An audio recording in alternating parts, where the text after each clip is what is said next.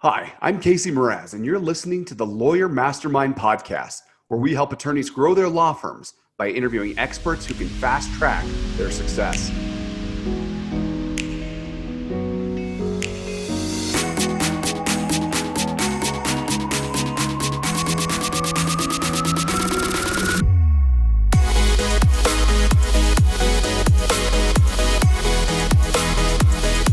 Today, I'm super excited to be joined by Joey Coleman, the author of Never Lose a Customer Again, a business consultant, a keynote speaker. Joey, thank you so much for joining us today.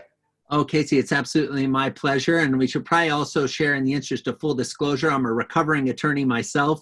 So I'm excited to get the chance to talk to a bunch of fellow lawyers that are your loyal listeners. That's awesome. And, I actually didn't know that up front. I just learned that, I think, today. So maybe I missed that when I read your book the first time, or maybe it wasn't in there, but I was actually really intrigued to, find that out today as well.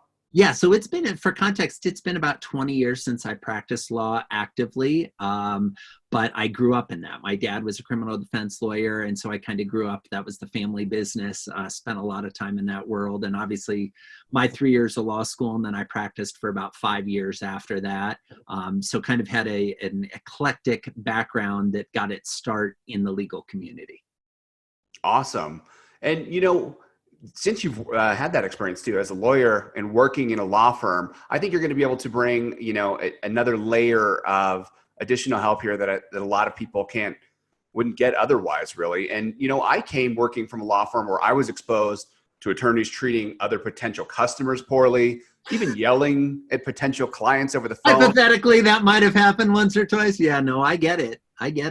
You know a thing or two about that. And, that always seemed a bit crazy to me. But, as an attorney, putting yourself back in that world, did you see a lot of that with those poor customer interactions? And did that drive you to do? Oh my gosh, all the time, right? And let me be clear, since I said I worked for my dad, I didn't see it as much when I was working for him as much as I saw it in some internships and things I did at other firms. But here's the thing that I think, and I don't say this to be judgmental of lawyers. What I'm about to say is meant to have empathy with the challenge of being a lawyer.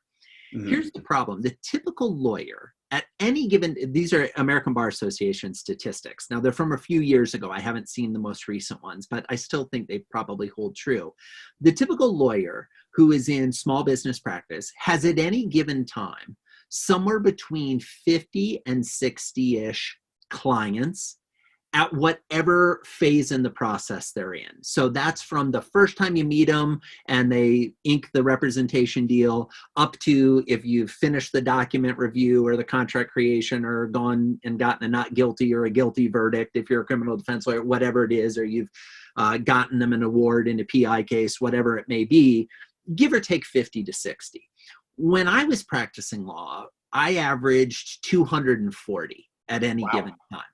Right? So if we stop and think about that, if we look at the number of business days in a year, I basically was spending one business day per year per client, and I didn't have enough days. Wow. That puts it in perspective. Well, so that kind of gets us into perspective. Now, let's step into the client's shoes. I did predominantly criminal defense, although I did a little bit of PI work. I did a little bit of employment and contract work, but mostly criminal defense. For somebody who is being charged in a criminal defense setting, that is for most people the most important thing going on at their life at that time. Because if they're found guilty of it, especially the kind of clients I represented, we did a lot of what I would call heavy felony, B+ to A+ felonies. And where I practiced in Iowa, that meant, an A felony is you're going to go to jail for 99 years or more, right? Okay. So significant cases. Yeah. Or drunk driving cases or possession cases that you might lose your driver's license or something for, 3 months, 6 months, a year. Cases that had, they weren't parking tickets. Let's put it that way. Okay. So for my clients, that was one of the biggest stress factors, emotional drains, things they were worried about in their life to date, certainly within that year. Now let's go back to the earlier statement about how many I had. So something that for my client was the most important thing of their year made up one day of my year. Good point. Now, I'm not saying that I didn't care about all my clients. I did. I loved them dearly. I tried my best to look out for them, and we had great results. But the reality is most lawyers have detached from the empathetic understanding that for your client, the thing you're working on may be the most important thing of their entire year. But for you, it's one of the cases you're working on. Yeah. And so I think just from that understanding, I recognized that lawyers, by their very nature of the practice, have a challenge when it comes to client experience and client relationships and client communication. Just because we're representing more of them and our perspective is we're representing all of you, and from their perspective, we're the most important client they have, or at least we're the ones they think about the most. So that kind of led me into this, and I was practicing, for context and relevance to our conversation today, I graduated law school in 98. So I was interning as a lawyer and kind of practicing it through the 90s and then practicing through kind of the early 2000s. And even at that time, when there was a heightened understanding of communicating with your clients, it was still pretty abysmal, right? When you really think of the severity of the situation, the fees that were being charged, most lawyers only communicate with their clients via the monthly bill. Exactly. Yeah. That's the main piece of communication. And I've yet to meet a lawyer that can say that they've never had a client call up and say, what the heck is this item on my bill? No, right? Exactly. So the main thing, and lots of times also, I think the other challenge lawyers have is that the way the law moves, there are long stretches where it seems to the client like nothing is happening, but they're still spending money. Exactly. They see the money going out. They expect that maybe. But there are no results. There's nothing happening because you're waiting for the trial or you're waiting for things to be finalized. They're paying either a monthly retainer or a monthly bill or whatever it may be, and there's challenges. So I wanted to make sure we prefaced our conversation with me saying I totally empathize with both sides of the coin. The client who feels like, wait, what am I really paying for? And I'm not getting the level of communication, and I don't know the full status of where things are at all given times, and I'm really emotionally invested and involved. And the attorney working a bunch of different cases at the same time, managing a bunch of relationships at the same time, and sometimes just being at the mercy of the courts and the legal system that, hey, your hearing isn't for 2 months. There's not a lot we're going to do between now and the hearing. I'm sorry, but what am I going to tell you? Hey, guess what? This week we did nothing on your case yet again this week, right? Because that's going to irritate a client too. Wow. Yeah. Well, no, I mean, then that's interesting perspective. And, I don't think anybody would want to hear we've done nothing on your case. And it's funny, I started off with kind of an extreme example of, maybe the yelling at a potential client. But then on the other side, we have, I've worked with a law firm that gets 100 positive reviews a month from people that aren't their clients. They just treat them well over the phone and they answer their questions well enough to the point where, hey, I want to leave a review. So, I can see it, from all different points too. And then, our listeners, we have some that might be doing like more of the business to consumer, but we also have business to business law firms as well. Are they going to take a different approach with how they treat their clients? Well, what I have found is that most lawyers take a different approach, but I'm not sure that they should. What I mean by that is there's a huge discussion in the business world of, well, are you B2B or are you B2C? Are you business to business or business to consumer? The reality is you're H to H. You're human to human. At the end of the day, the person on the other line, whether they're writing a check from their personal account or their business account, or whether they're processing a payment from their company's account, it's a human in the interaction. And I would posit that in a B2B environment, it actually is more important to be human because there are often layers where the person who's paying you or the person who's communicating with you is not the person who's receiving the benefit of the work you're doing.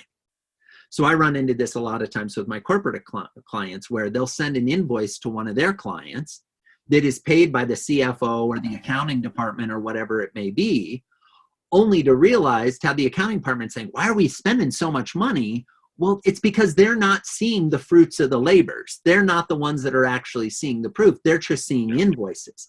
And so we could have a whole conversation about how do you design your invoices to justify your expenses to people who may not have an understanding of what you're paying for or what you're doing. And all these little communications that we have, whether it's in a B2C or a B2B environment, matter because they contribute to the better understanding that our client has of the work we're doing and the value we're providing. Okay. Yeah. And do you think it makes a lot of sense to set those proper expectations up front? I mean, talking a little bit about the onboarding process, is it worth optimizing that experience and paying attention to that? I would say only 100% worth it. Oh, that's it. Yeah, that's it. Here's the crazy thing, Casey. When you look at businesses around the world, now these are not law firm specific statistics, but they include law firms. Okay. Okay. When we look at businesses around the world, somewhere between 20 and 70% of your new clients will decide to stop doing business with you before they reach the 100-day anniversary. Wow, that's shocking. 20 to 70%, right? So literally companies are hemorrhaging. People are running out the back door as quickly as they run in the front door. Now, whenever I speak to lawyers, I'll get lawyers saying, well, Joey, you don't understand. We barely get the retainer in and the paperwork done and discovery going by the time we reach 100 days. I get it. But in their mind, the value that they receive in the first 100 days is more dispositive as to their overall feeling of you lifetime in the relationship than any other time period. How we treat them in the first 100 days matters more than any other time period. It's where all the justification of value is created. It's where all the understanding of a value is created. And as you mentioned, managing expectations, I think the big problem a lot of lawyers have, not all, but a lot, is they do a great job of setting expectations in the initial meeting when they're pitching the business. And then the second the client signs on the dotted line, that lawyer hands the bulk of the communication responsibility off to a paralegal or a secretary who was not in the meeting, who the client has never met, who is now the sole gatekeeper point of access to get back to the lawyer.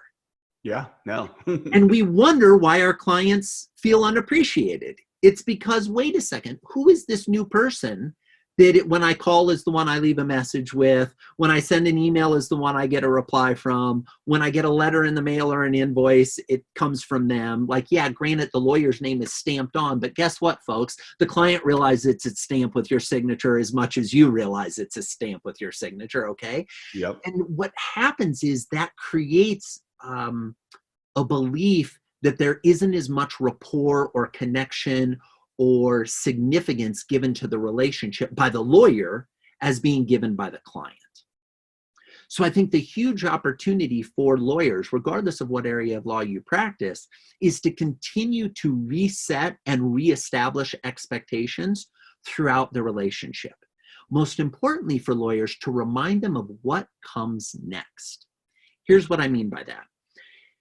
Typically, when you're a lawyer, you understand the rules of procedure. You understand the court filing time periods. You understand that, and let's take a criminal example for just so that we have something to speak through. Sure. The typical case that would come to me that was like a drunk driving first offense case. The likelihood of us being in court to try that case within 1 year of the charges being filed was less than 20%. That's low. Wow. 80% of our cases happened more than a year after the stop that led to the charge. Now, let's be clear. Some of that was strategy. Some of that was timing. Some of that was just the way the court systems are filled, right? Yeah. But to the client, they are thinking about the fear of losing their license every day from the day they got pulled over. Yeah. Mm-hmm. So while we would be saying, look, it's in your best interest to have this happen later, because by the way, you're still driving the whole time. Mm-hmm. They would see it as this is an open loop that is running. And when is the loop going to close? So your job as a lawyer is to constantly be reminding the client, here's where we are right now. Here's what we've done thus far. Here's what we have to do yet. And most importantly, here's what we're going to be focused on between now and next time you and I talk. And that could be we're going to be reviewing documents. It could be we're going to be finding experts. It could be we're going to be filing motions with the court. Whatever it may be, letting them know what you're going to do and reminding them that you're going to do it is crucial. And the reason we know it's crucial is because most humans don't read what they sign. That's true. Yeah. Okay. Including lawyers, ironically enough. Okay. When your client enters into a retainer agreement with you, very few retainer agreements I've ever seen detail the schedule for the court filings, the trial, the depositions, everything that's going to happen. Why? Because it would be impossible for us to articulate that in a contract on the day that we undergo representation, right? Because we have no idea what they're going to, we haven't even entered an appearance yet. And you're asking me to tell you when this thing's going to be scheduled for trial? I don't even know when it's going to be scheduled for trial. So we need to continue to remind the client at all times about where they are in the process, what comes next. And a lot of this is holding their hand. You know, it always amazed me when people talked about professionals when I was growing up. It was either become a doctor or a lawyer. Those were kind of the two professions. Now, I recognize there are many other professions, but those were the two that were frequently, at least that I was exposed the most to. And lots of times with doctors, they talk about, why don't doctors take a class in bedside manner? That's funny. Well, why don't lawyers? Because I don't know about you, but the law school I went to, I had to actively seek out a course in client relationship. And it was only available to third years. And we were limited to 15 of us in the class per year. So I went to George Washington Law School, biggest law school in the country at the time. There were 500 law students, okay, per class. Biggest law school in the country, and 15 were allowed to take the client communications class. Now, mind you, again, wow. I'm dating myself. This is back in the 80s, right? Or back in the late 90s. So I'm thinking to myself, most law schools haven't changed their curriculum. Why aren't lawyers taught how to manage the relationships and the communications with their clients? At best, it gets a random covering in ethics class, but usually that's what not to do. You get a random covering in some of your classes where there's a discussion of a lawyer who failed to communicate or did something wrong, but we don't have any best practices teaching. We don't have any best practices practical application of here's how you hold your client's hand. Here's how you let them know that you're taking it seriously, that they might go to prison for the rest of their life. Yeah, no, that's a good point. And so what do we do? And lots of times you learn that on the road, if you will, and kind of in practice, you know, from more senior lawyers that might be mentors of yours or things you see. But there's really a lack of education and communication about this in the marketplace, or at least in my opinion. Yeah, no, and I agree. And I think it's not just isolated to law firms, right? Like all businesses kind of are in this situation. And in fact, you know, but whether it's a law firm or any other type of business, I feel like we put a lot of attention up front at winning that client, maybe doing little things there. But then, like you said, maybe right after that, it's passed along. So yeah, no, it's crazy. And Casey, you're absolutely right. This is pervasive not only in law firms. This is pervasive in society, right? Mm-hmm. If we were to go on Amazon right now and we were to search in the category of books with the keyword for searching sales. So we're trying to find books that have been written on sales. And we were to write down how many results we got. And then we were to erase that result and we were to search the keyword marketing. And we were to write down that number. And we would add those two numbers together. We would get about 1.3 million books that had been written on sales and marketing. Wow. 1.3 million with an M, okay?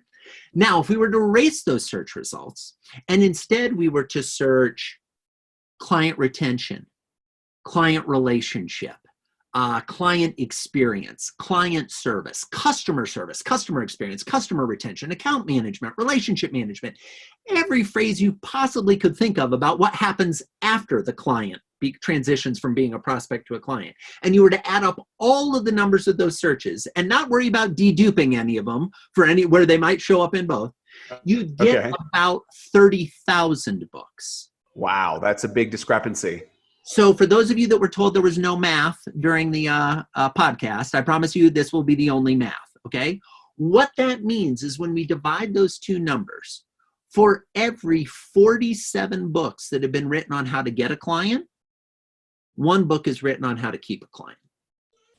Wow. It's no surprise to me that we over-index on client acquisition and rainmaking. I don't know about you. When I was in school, I never heard anybody talking about rainwater retention. No. Everybody talked about rainmaking. How do you get more clients? How do you get them to throw more money? Not how do you keep clients. The closest conversation you'd ever have about keeping clients was, well, find out if they like to golf or not and go golf with them. Wow. Yeah. And then there was a discussion of whether you should win or not. Like, that was about as sophisticated as client retention was. Folks, we can do better than this. We're smarter than this. We've got the ability to do better than this. Most businesses don't have a system and process for onboarding their clients that is designed to retain their clients. Yeah. And it probably speaks more true in the world of lawyers than any other world, which ironically enough, in a profession where so much is based on sequencing and timing and rules and a process, it's shocking to me how few law firms have a process for onboarding their clients beyond getting them to sign the retainer or the retention agreement. Yeah, no, that's true. And, you know, I can relate to that too, because my friend is involved in a lawsuit right now. He's working with a firm that I'd never heard of, but it's part of the Zantac cases. And, you know, they handheld him at the beginning and now he signed on his case. I mean, this is going to be, you know, a mass tort thing. And he says, oh, I'm not getting updates, but he doesn't have that experience or that expectation that was set properly. So he's looking for something fast when this is going to drag out for a long time. Probably years. Exactly. Probably years. Yeah. And here's the thing. As a general rule, as humans, when we are personally involved, it's hard to over communicate what comes next. That's a good point. Right? Mm-hmm. And again, we can see this just in our human behavior. What happens when the average person gets a new product in the mail? They open it up and they try to use it. Yeah. They don't read the instructions manual. They don't go online and watch videos of how to use it, especially, and this is a sweeping stereotype, but it applies and the research shows it, especially men have a tendency to just try to use it. Just trying to make it happen, right? What was fascinating, everybody talks about the iPhone and what a brilliant invention the iPhone and the iPod were. One of the most brilliant things that Steve Jobs and the team at Apple did is they were the first consumer electronic product to send the product to you fully charged. Really? I didn't know that. Okay. Yeah. So if we think back to the old days, I know we're dating ourselves here, friends, but think back to the old days when you used to buy something and you get it home and you'd have to plug it in for 8 to 12 hours before you could use it for the first time. Now you go to the Apple store, you open the iPhone, they sell it to you in the room. They turn it on while you're sitting there and you make a call while you're in the store and then you leave and your phone's working. We live in an era of instant gratification. People want it now. Just because the legal system hasn't caught up with that doesn't mean that consumers' minds haven't been preconditioned to expect that. So that's why I keep reemphasizing we need to let them know what's coming next, what's next in the process, and hold their hand every step of the way. So let's talk about that first 100 days then. If we want to hold their hand, you know, every way too, and really create a good experience where we're delighting our customers, what are some ways that we can do that? Well, I think the first thing to do is to recognize that your clients go through a series of phases during the representation. Most lawyers think of those phases as there's the phase before they became a client, there's a phase while they're a client, and there's a phase after their project's done. They think of it just as that. And I don't say this to be critical. I used to think of it this way as well. I believe there's actually 8 phases. If I may, Casey, let me give you an overview of the 8 phases and kind of how they would match up. And let's use, for example, a criminal defense case. Let's use, let's use possession of illegal drugs, just as an example. Okay, we'll keep it exciting and spicy. And for those of you listening that don't work in that world, forgive me. It's actually a better thing that you don't, because that's a crazy world to work in. Trust me, I did it for many years, but it'll at least give us some context for the example. So phase 1 is the assess phase. This is when a prospective client is trying to consider whether or not they want to hire you as their lawyer. They're going to be talking to their friends. They're going to be looking at your website. They might be calling around asking people, hey, do you know somebody who can help me with this type of problem? They might be going to the yellow pages. I know that sounds crazy, and trying to, let their fingers do the walking and figure out who their lawyer's going to be. Okay, they have the assess phase. This is probably going to include an initial meeting with you, depending on how you have your business practice set up, where they'll do an initial free consultation. Okay, we then go to phase 2, the admit phase. The admit phase is when the prospect admits that they have a problem or a need that they believe you can solve, and they transition from being a prospect to a client. Now, in a typical free consultation meeting, that might occur in that meeting where you kind of explain, hey, here's you've explained what your problem is. I think to represent you would cost X dollars. I'd be able to help you. And they say, great, I want to hire you. And they sign on the dotted line.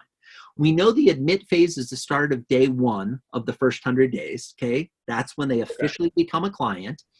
And the clock starts ticking for 100 days. The way you know it's admit is it usually involves signing on the dotted line and or handing over cash. Okay? That's how you know when the admit phase in your business is. We then go to phase 3, the affirm phase. The affirm phase is the buyer's remorse stage, where they walk out of your office and they begin to doubt the decision that they just made to hire you. Okay? Okay. The affirm stage lasts as long as it takes to get to the next phase, phase 4, the activate phase. Now, depending on what kind of client you're representing, the activate phase is the first real moment of truth, where you start to do work for them and the proof of your work is evident. In a criminal defense case, that could be when you move to be admitted to represent that client, okay? Or an initial hearing or something like that. They're going to get to see you in action for the first time. They're going to know this is real, okay? Okay. Most lawyers do a good, so that's the activate phase, right? So most lawyers do a good job up until the activate phase. They have the assess phase, we're trying to figure out. The admit phase, they sign on the dotted line. The affirm phase, most lawyers struggle with this because nothing really happens usually between the signing of the paper and that first hearing, other than you getting an alert that says, or an email or a physical mail letter that says, hey, we need to see you in court next week at 9 a.m. for your initial appearance, right? Sure. There's nothing happening. And during that time, they're doubting all this money they just agreed to pay you in this relationship. Yeah, the money's gone. Mm-hmm. Money's gone. So that would be a great opportunity for us to step in and remind them that we're excited about the representation. We're going to take great care of them. So then we have the activate phase. In the activate phase, we want to energize the relationship. This is that first real moment of truth. Now, most lawyers know that showing up for an initial appearance in court is not that exciting of a moment. It looks nothing like what they've seen on TV or in the movies, right? Yeah. There's no objecting. There's no witnesses. There's no, I'm holding you in contempt conversations, right? Everything that they believe what a courtroom looks like. In fact, many times the client doesn't even come to that initial. Yep. Mm-hmm. Right? They might, depending on the type of law you're practicing, right? So we need to make this a seminal moment in their life. We need to make this a marker that says, look, you're getting what you paid for. We then come to phase 5. Okay, phase 5 is the acclimate phase. Now, in the typical legal world, where this is different from the business world clients that I have, this phase could last months. Who knows how long the acclimate phase is? And the reason we don't know is, let me jump ahead to the next phase. Phase 6 is the accomplish phase. The accomplish phase is when the resolution occurs for which the prospective client really hoped. So in the criminal case that I gave you the example of, resolution is a judge or a jury saying not guilty. Yeah. Mm-hmm. That could be a year later. What that means is those first 100 days are going to be all about acclimating, not about accomplishing. Good point. So what are we doing at all of those steps along the way to let them know we're still in it? We're still with you. We're holding your hand. Okay. So we help acclimate to get them to the accomplish phase. Then after the accomplish phase come the last 2 phases. Phase 7, the adopt phase. This is when the client becomes loyal to you and only you. They're not going anywhere else because they feel so well taken care of. You've achieved the goal they had for them. They are bought in. So you get them off the charges, you get them the great deal, you get them whatever it may be, and they're loyal and they're committed to you. And if they ever face this problem again, they're going to come to you. Mm-hmm. And then phase 8, the final phase, the advocate phase, where they are going to refer friends and families and colleagues who have similar problems to you. Yeah. Now, here's the cool thing about lawyers. Most lawyers are real familiar with referrals, and most lawyers live and die based on referrals. I have never met a lawyer, Casey, who said, I've got enough referrals. I don't want any more. Me either. I've never heard that. I've never met it. Maybe it exists, folks. If you're listening and that qualifies, reach out to me at joeycoleman.com. I would love to hear your story. I'd love to have a conversation. I've never met a lawyer who's done with referrals. And I've never met a lawyer that every one of their clients makes referrals. Yeah. I mean, that many brand advocates, like net promoters, that's crazy. You would think that you would, if you're doing a good job, every client would be referring people to you, but they're not. Why? Yeah, why? Well, for two reasons. Number one, we haven't walked them through all the 8 phases. Number two, most lawyers don't know how to ask for referrals. They don't know when to ask for referrals. And they have beliefs, which some of which are solidly grounded in the rules of ethics about how they can or can't ask for referrals. Right? Yeah, like the hurdle. Mm-hmm. So there's a lot of challenges, but if you want more referrals in your practice, you have to have a better onboarding process.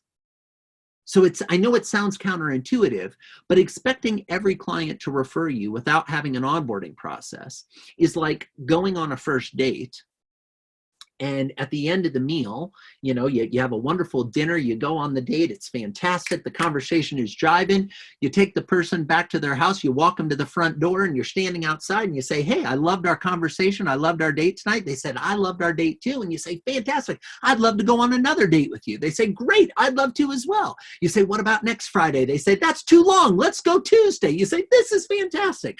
By the way, quick question. You mentioned during dinner that you have 2 roommates. My gut instinct is your roommates are of similar age, similar situation. They're in a similar type of business, similar types of wants and needs. Would you be willing to provide me with an introduction to those people? Because I imagine they'd like to date me too. Oh, wow. Okay. You'd get slapped if you did that in your personal life. And yet that's how most lawyers approach their business referrals. They go to their clients and they say, who else in your industry might need help with a contract? Who else do you know that's running in late nights at the bars that might be getting pulled over for drunk driving? Who else do you know that's been in a car accident like you were? Yeah. Mm-hmm. We're asking really weird, wrong, inappropriate questions with really poor timing, and then we're surprised when we don't get referrals. Most lawyers I know, this is how their referral works. The phone rings, somebody, their assistant or their secretary or paralegal answers, and they say, yeah, John Smith suggested I call you. And we think, when did I represent John Smith? I don't even remember John Smith. Oh, quick, get him on let's get it scheduled. And then you schedule the thing. And then they never thank John Smith for the referral. Yep. Mm-hmm. They never even acknowledge that they got a referral. And guess what? Your clients are a lot like little children. And I say this not from a place of judgment. All humans are like this. When we see a behavior that we like, we need to reinforce it if we want that behavior to continue. Most people that get referrals never acknowledge or appreciate the referral. And I'm not talking about a kickback or some type of a referral fee or a payment, although those are things you can do ethically in certain contexts. I'm talking about even a thank you note that says, hey, Casey, thanks so much for referring your neighbor, Beth, to have me help her out with her contract claim. You have no idea how much it means to me that you would trust me to take care of her as well as I took care of you. Rest assured that while the rules don't allow me to keep you updated exactly as to what's going on with the case, from time to time, I'll let you know if things are going well or not going well. Wow, that's powerful. Most lawyers listening to this podcast have never written a referral thank you, ever, in their careers. I'm kind of cringing right now too, just to be honest. I mean, and here's the thing. If you're feeling that way, know that I'm not saying this from a place of judgment. I'm saying it from a place of opportunity. There Absolutely. Is a huge opportunity. And let me tell you, if you're cringing, it means most of the people listening are cringing. And if you start thanking your people, word spreads. And when you start thanking your referrals for referral business, they will start to refer you more. This is the law of reciprocity. This is how it works, right? So here's the great thing about being a lawyer. The bar for creating a great client experience is lying on the ground. The competition is horrible. We know this. I don't know about you. I used to sit in law school and look around and think, this is why people hate lawyers. Yeah. And I say that not to be critical of my classmates. I say that because this is the nature of the profession, right? We have gone way too long as a profession without having an emphasis on rapport building and relationship building and bedside manner. It's long past due time that we pay attention to that. And that's what's going to carry a business forward. It's not, hey, we have a new website, or we've got a better billboard, or we've got a new TV ad, or whatever it may be. Those things market and those necessarily move the dial. But you know what is legal in every jurisdiction ethically? To treat your clients well, to be in regular communication with them, to let them know what's happening next, and to make sure if at every moment in the timeline of representation, they are feeling well taken care of and provided for. Depending on what jurisdiction you're in, you have to get approval for ads or billboards or things like that. You'd never have to get approval for taking care of your people. You never have to get approval for sending them a letter that says, here's an unexpected update on the status of your case. In fact, if you look at most ethical violations that occur in bar associations, it's for lack of communication. Yeah, that's true. That's the majority. See, here's the crazy thing, Casey, and I know I'm ranting now, so forgive me, but I get ramped up about this stuff. When I was in law school, you go to ethics class, and everybody talks about you end up having an affair with a client, or you take money from a client, or you move things out of your trust fund. They talk about all the outlier ethical cases. The number one reason most lawyers get into trouble when it comes to an ethical violation is failure to communicate. Yeah. It's nothing else. And yet we don't talk about that. And it drives me insane. I'm like, how do we not spend, if the semester long course, how do we not spend every day of the semester except 2 on communication, and then spend the last 2 on hooking up with your client, taking their money, doing the stupid stuff that we all know we shouldn't do, right? Instead, we spend all the time talking about that, and then there's like a throwaway about a letter. Make sure you send a letter every once in a while. A letter! It's 2020! Enough already. Wow. Yeah. There's no ways to do this. Wow. Well, I mean, that is so awesome. And, that's such great advice that can really help people, starting today. There's not a lot of barrier to entry. And like you said, the bar is set really low right now, quite literally. It's on the ground. It's literally on the ground. All I'm asking you to do is pick your foot up so you don't trip over it. You don't even have to get a running start to jump over it. It's literally on the ground. This is why there are more lawyer jokes than any other profession. This is also why there's more lawyer TV shows and movies than any other profession, right? It's people are enamored with this idea of lawyers and the law, and it's high emotion, high stakes involvement. When you've been a lawyer for a while, you get used to that. You get desensitized to the fact that this is your clients' lives. This is so important to them. What are we doing just to let them know that we equally consider it to be important? That's it. I'm not asking you to do anything more than what I believe the majority of your listeners are already doing, which is really caring about their clients. But do me a favor. Tell them. Exactly. Show them. Don't just do it. Show them. Prove it. And not from a weird, like, hey, let me prove it to you and justify every expense. No, but from a genuine, empathetic, sympathetic point of view of, hey, I know you're going through some tough time right now. I'm in this with you. I'm thinking about it all the time. I'm working it all on time. I've got you. We're going to get through this together. Mm-hmm. Wow. Yeah. And I feel like you can really stand out in a crowded market just by making these changes and kind of become that only choice because of, again, where the bar is. So this is incredible. Well, Joey, you have so much good advice, and, I probably have 100 more questions I could ask, but unfortunately for the sake of time, I'm unable to do that. But I will tell everybody that I think they should all read your book. I mean, I read your book and I've started to make changes, especially on the onboarding process, client videos, and we've done small gifts and things like that now that have really resonated with our clients. So how can people find your book? What's the best way for them to get all of the knowledge that you have up here into their heads? Well, I appreciate that, Casey. So the book is called Never Lose a Customer Again. And for lawyers, just replace customer with client and it applies to you, okay? I promise. It's all the same methodologies. It works whether you're a lawyer or whether you're selling tires. You know, whatever your business is, this stuff applies because if you have human beings as clients, these principles work. So the book's called Never Lose a Customer Again. It's available on Amazon. It's available at your local bookstore. We've got basically 3 different versions of the book. So there's the hard copy if you want it on your shelf. There's the ebook if you like reading that way. And because you're listening to a podcast, I always like to mention there's an Audible book, which I actually narrate. So if you've enjoyed listening to me go, although I don't rant nearly as much in the audiobook, you can hear me read the book to you. The thing I'll say that I'll put out there for lawyers, because most lawyers, and I say this respectfully, don't run into guarantees very often. If you buy the book and you read the book or you listen to the book and you don't feel like you got your value, my email is throughout the book. And my promise is I will refund the cost of the book to anyone who reads the book and doesn't believe they got significantly more value than what they paid for it.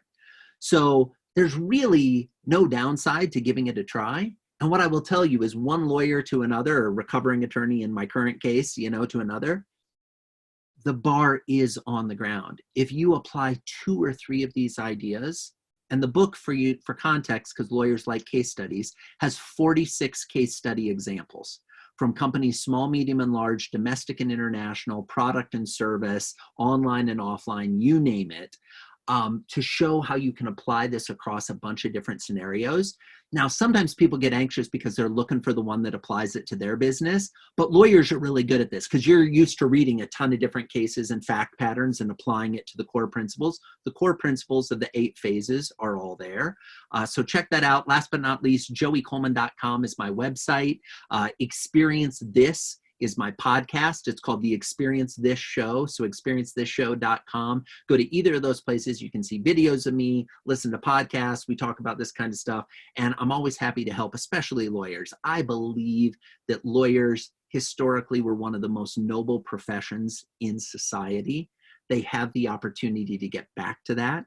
And the path back to that is caring for your clients. It's not any more complex nor any more simple than caring for your clients. That's beautiful. Well said. Well, Joey, thank you again so much for joining us. We really appreciate it. Here's a testimonial. Buy the book. It will change your life. And, we're just kind of in the beginning processes of implementing these things, but I can tell you that I'm making all of my team leadership read it as well. We're already seeing those results. We got a testimonial, just so you know, yesterday, where they saw the video that we did, part of the onboarding process of who they're going to be working with now. And they said that was a nice touch. And we were just like, we've never had that before in 10 years. I love details. Casey, that's fantastic. Yeah, that's the fun thing about this is you can do these little experiments and the payoffs come very quickly. This isn't something where I'm asking you to invest, millions of dollars and you'll see the payoff 10 years from now.